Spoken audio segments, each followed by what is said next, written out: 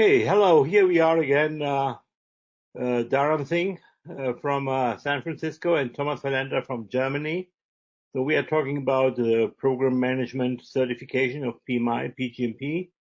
And today's session, Dharam, welcome to be here again, is building on your experience with having a bunch full program managers, actually the most program managers helping to be certified. And I think you can share a little bit what really are the key takeaways that you should look at of being or becoming a PGMP. Great. Thank you very much, Thomas. Once again, it's a great pleasure to be with you. And as we have started this series some time back, and it's gaining momentum, and I'm getting every time I come to this session very excited to talk to you and to present something new to the people who are listening and watching us. So thank you for the question. And the question is very important because yes, many people who are already PMPs and the program managers, or portfolio managers, or senior roles, they do start thinking about PGMP, and they get worried because there are only 3,000 PGMP globally, and they said, is there really some value to do PGMP? So before I get started talking about PGMP, let me talk about PGMP itself. PGMP, as the name suggests, is the program management professional. This certification is awarded by PMI after you go through rigorous knowledge evaluations, your experience evaluation and knowledge test.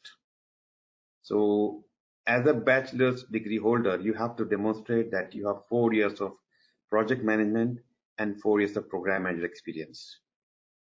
If you don't have bachelor's degree, then you have to show 7 years of program manager experience and 4 years of project manager experience. So yes, it's a requirement, and that's where this certificate becomes unique, because here you have to talk about your experience. Okay, and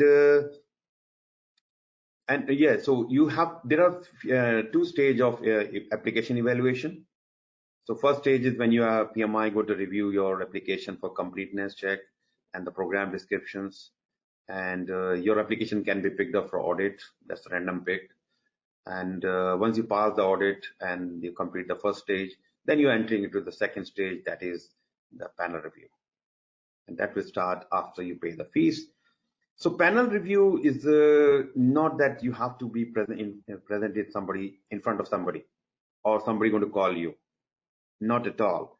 Whatever you have mentioned in your application, there are 5 questions in the application, and you're going to write your experience in such a way that gives the panel, PMI panel, enough justification that you have done the program management. And they're going to test your experience from 5 domains: the strategy alignment, benefit management, stakeholder engagement, program lifecycle management, and also governance. It's a very rigorous process, and you need to understand how you have to present your application in such a way that you pass the panel review. So it's not always how much knowledge you have, how much experience you have. You may have great experience. If you're not presenting your application or panel this question in PMI expected format, your application will not move forward. So Thomas, I have reviewed more than 800 applications, and I know exactly what PMI looking in this stage. So all the application gone through, and they successfully passed the panel review stage. That's a huge achievement. If you say more than 800 applications reviewed and all of them went through and were accepted by the panels of the individual people. The panel is a group of other program managers that are reviewing that package, and they are looking for some specific language and lingo, and you know exactly what the lingo looks like, apparently. Exactly. So that comes with experience, of course. And I started teaching in 2009, and yes, learned lots through my own application, then reviewed, and now the system is so rigorous. I mean, so perfect. Yes, when you send me your application, you already have done the great job. For me, is to go through and make sure all the dots and everything is there, so that the application go through in the first step. And it can be a little cumbersome for the individual. If you are, let's say, not coming from a project management career, but you are a business leader, a product manager, whatever, maybe your terms and what you're talking about sounds different than the terms and lingo of a program manager. And you can help people to translate it into the lingo of the program manager. Yes. That's important. It's not about how much experience you have. It's about how you present your application in such a way PMI can see your experience. Okay. Great. Okay. Once you pass the panel review, you are entering into the exam stage. So this is where you have to prepare really hard so that when you go for the exam, you really pass the exam. So exam is a 4-hour exam, and with multiple choice questions, 170 questions. And it's much more rigorous or more complex, people say that, than PMP or RMP or other exams. Yes, you do need to study hard, but at the same time, you need to have experience as a program manager, but also you need to understand how you're going to work on the questions. So having experience and reading the books is not enough. More than that is, yes, there are 170 questions. You have very limited time. How effectively you can complete your 170 question with accuracy, and passing the exam. So that I do talk in my classes when I'm running the PGMP boot camps or mentoring program. That's one of the focus. I do talk about how you can become the better program manager as well. So it's not just like passing the exam, but how you would do your job more effectively, more efficiently. Okay. So this is about PGMP, but let's talk about why you should be doing PGMP. Because if you've done PMP, you're already getting the benefit, you're getting the job. Do I really need to worry about doing another certificate? Especially when you have to pay the $800 PMI and go through a rigorous program. So this program, PGMP, I believe even can give you more benefit than doing MBA or PhD. By the way, MBA or PhD do take a lot of effort, many years of working, and also a lot of money goes into this. And the PGMP, by spending 5,000, let's say PMI certification, cost and my cost or other books as well, $5,000 versus MBA, which $40,000-$50,000, and you can complete the journey, 1 to 2 months or 3 months maximum. 3 months you can go, you can set on the career growth. To me, this is a very good value proposition than just doing MBA. By the way, Dharam, this is a nice point you're saying. You can do it if the applicants go with you. You are guiding them, and there is a stepwise approach. I remember me doing my PGMP studies by myself, and to be honest, it took me half a year to do that, and it was quite an effort. And I estimated, that I spent maybe 3 times more efforts on learning for the PGMP than I did for the PMP, which I did before, apparently, some years. So I think, it's very helpful if you get some guidance, if you get some support, and if you get some structure and discipline in the learning process. Yeah. And, I've seen people doing PGMP even in months' time. Last year in San Francisco class, this guy attended my class in July, 12th, 11th, 13th, 11th, 12th, 13th of July, and he passed his exam in August. And this is not that he started the class, he put the application on the day. His application went very fast, and he started preparing on, from the class. So, you can argue that he was out of job and working for job, but it's about how much effort you can put. Yeah. With the right guidance, right direction, and it can be achieved. So if I want to put a bell curve, most of my students are passing within 2 to 3 months. Yeah. Yes, some do take a little extra, but some have done in 1.5 months as well. But majority, I can say 2.5 months is where I can put as a line. So anybody who is preparing for PGMP should not think about that. I will do it even 6 months or 1 year. It's too long. One is impacting your family life, impacting your work life, Yeah. and your health as well. You get it done. It can be done faster as well.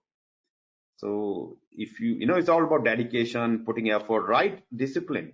And I'm not Yeah. saying you put 24 hours just preparing for PGMP. You have, build a discipline that every day I'm going to put 2 hours or 1 hour, and that will be enough for you to prepare.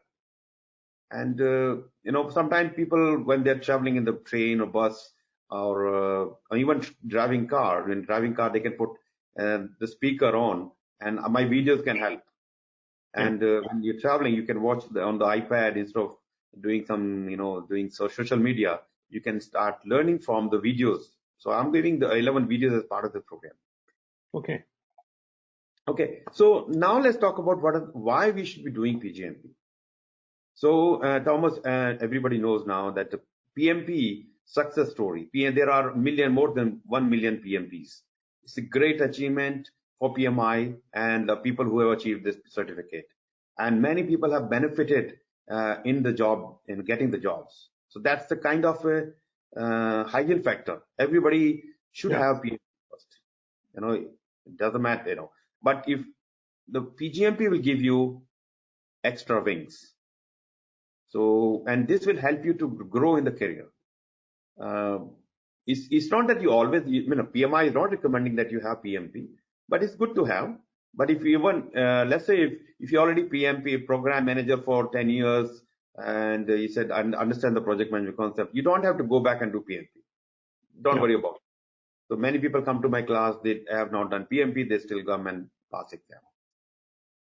Okay, so 1 million versus 3,000. So there are only 3,000 PGMPs, around 3,000 something. So this is giving you edge, especially when you going for a job interview, and they will ask question around why PGMP, why should I have hire a PGMP versus PMP? Because most people know about PMP, but when you explain that this is not just another PMP, this is a very rigorous process, and you have undergone a very rigorous evaluation process and knowledge test process. They will get that, and your chance of getting the job will be much higher for you. Yeah. Okay. And by the way, I'm not just talking PGMP just for the job. It's actually good to have learning and then get certificate. But most important thing is, are you learning something? Are you becoming better program manager? So that is my focus when I work with you, so that you learn and you do your job better. You will be more efficient, and your team will be more motivated, and you getting the results, expected result for the organization. Okay. And PGMP also give you make you SME. People see you as a subject matter expert, and they come for advices about certain things in program or projects or PMO, because you understand the methodology and you are one of the rarest. So imagine, like, Germany, there are around how many, 23 or 25 PGMPs? Yeah, about that. Yeah, about Not that. too many. Not too many, yeah. So imagine you are only one person as a PGMP in whole organization. So that makes you a special person. Right. Not only from your title or certification, but especially from your knowledge and understanding and your self-confidence to go into a program and really share your knowledge and share your experience how to do it right. Exactly. And you can be one in your organization, you can be one in your country, and that's to give you huge recognition, and your confidence level goes up like that, anything. And your management start recognizing you, and headhunters will come and get you into the jobs, better jobs you never thought in your life going to be achieved by you. So here's the thing, yes, it do take effort, and yes, there's some investment required, but at the end of the day, is this giving you the ROI, the return on investment? Is this going to give you an edge against other similar professional people in your area? If yes, then this is for you. So that's why people should consider this. Well, there is a clear indication for ROI for the PMP, because we have more than 1 million PMPs, and PMI is doing a salary survey, and it basically says, okay, as a PMP, you earn an average 20% more than a non-PMP. And this is 1 million people, no? But what is the basis of that? And not all of them will answer the questions. But, for the PGMP, it's only 3,000 people globally. So it's really not sufficient to ask them, or a part of them, to give these answers. I'm sure many of them would say, yeah, it made it change my career, but it's not really an evidence, a statistical evidence, what we hear there. No, Thomas, actually, I asked my students after some time, 3 months or 6 months, something, and to understand how they are progressing in their career. So some people told me they got up to 60% more than what they were getting. So it's a huge jump. 60%. Imagine you are earning 100,000. Now you're getting 160,000. 60%. So yeah, it's a real thing. Only thing, other thing is having certificate is not good enough. You have to make sure people know about it, and you actually demonstrate that you have something different. Right. Okay. Talk about it. Exactly. So yeah, there's a lot to achieve, a lot to gain from this certificate, and we, Thomas and myself are PGMP, and I'm training for PGMP long time. So you please reach out to us for our guidance, mentoring, and of course, if you are in the city, like I'm coming to Frankfurt and other cities, so please join the programs, and any information you need, you can see on the screen, as well as you can connect us with via LinkedIn, and you can book some time with me, and happy to help you out. Thomas, anything else? Thank you, Dharam. I think you summarized very well the key takeaways today. What the certificate is, and what you have to do, and what the benefits are. And I hope the listeners and the viewers got an idea and are more motivated to sign up for the PGMP. Thank you, Dharam. Thank you very much. Thanks, Thomas. It's always a pleasure working with you.